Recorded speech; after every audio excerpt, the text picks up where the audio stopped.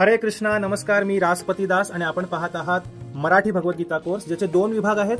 पहिला म्हणजे गीता चिंतन, ज्यामध्ये आपण भगवद्गीतेच्या प्रत्येक श्लोकावर 15 ते 20 मिनिट चर्चा करतो, तो श्लोक समजावून घेतो व्यवस्थित. आणि दुसरा विभाग म्हणजे गीता वाचन, जिथे आपण एक श्लोक भगवद्गीतेचा एकत्र वाचतो. तुम्हाला तिथे टेक्स्ट हे तुमच्या स्क्रीनवर दिसतं.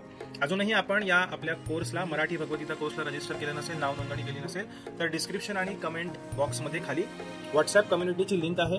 ती लिंक क्लिक करा, आपली व्हॉट्सअप कम्युनिटी जॉईन केली. आतापर्यंतचे सर्व व्हिडिओ या कोर्सच्या याच यूट्यूब चॅनलवर आहेत. कृपया लिंक जॉईन करून कोर्समध्ये सहभागी व्हा. या आजच्या गीता वाचन या सत्रामध्ये आपलं स्वागत. हरे कृष्णा, नमस्कार. मी राजपती दास. आपण वाचत आहोत भगवद्गीतेच्या पहिल्या अध्यायातील दुसरा श्लोक. सर्वजण माझ्या पाठीमागे म्हणण्याचा प्रयत्न करा. संजय उवाच, म्हणा. दृष्ट्वा तु पांडवानीकं व्यूढं दुर्योधनस्तदा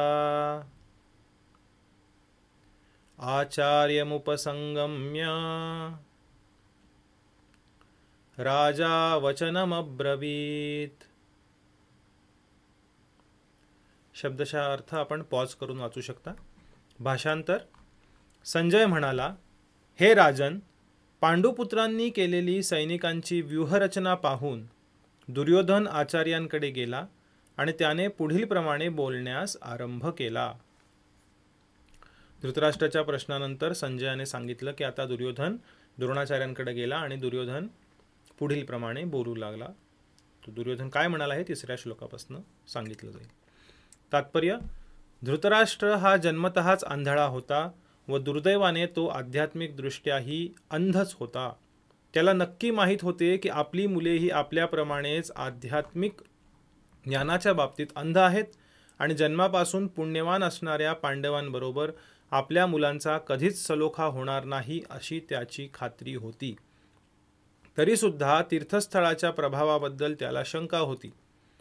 धृतराष्ट्राने युद्धभूमीवरील परिस्थितीबद्दल केलेली हेतुपूर्वक विचारणा संजय जाणू शकत होता.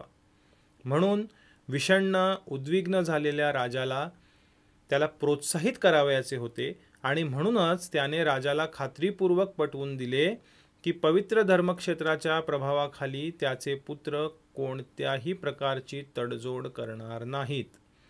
यासाठीच संजयाने राजाला माहिती पुरविली की दुर्योधनाने पांडवांचे सैन्यबळ पाहिले आणि तात्काळ तो आपले सेनापती द्रोणाचार्य यांच्याकडे त्यांना वस्तुस्थितीची जाणीव करून देण्यासाठी गेला.